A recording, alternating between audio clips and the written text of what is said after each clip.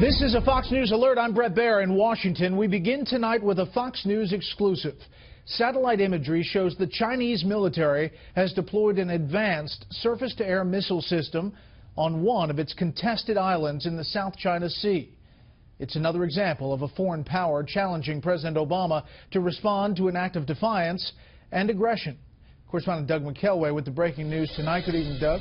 Evening, Bret. The discovery of these missile batteries on Woody Island in the disputed Paracel Islands of the South China Seas comes just as President Obama and leaders of the ASEAN summit pledged to commit themselves to maritime security and safety, including freedom of navigation and overflights, a pledge which now appears to be dashed in the face of Chinese provocation. It's a nightmare for President Obama.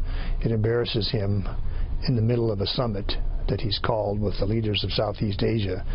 That's the goal of the summit, was to create a kind of unified response in the South China Sea and avoid militarization.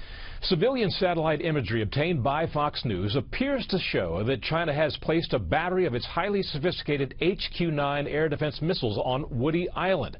A U.S. official confirmed that the accuracy of the photos is real. The HQ-9 missile system, which closely resembles Russia's S-300 missile system, has a range of 125 miles. It would pose a threat to any airplane, civilian or military, within that range. The missile placement is the latest in a series of provocative actions by China in that region. 450 miles southeast in the Spratly Islands, China has been dredging sand to build up an airstrip. That airstrip is now completed and in use. China last December accused the U.S. of a series of military provocations after an American B-52 bomber flew over the Spratly Islands. China's defense ministry demanded Washington immediately stop such aggressive acts.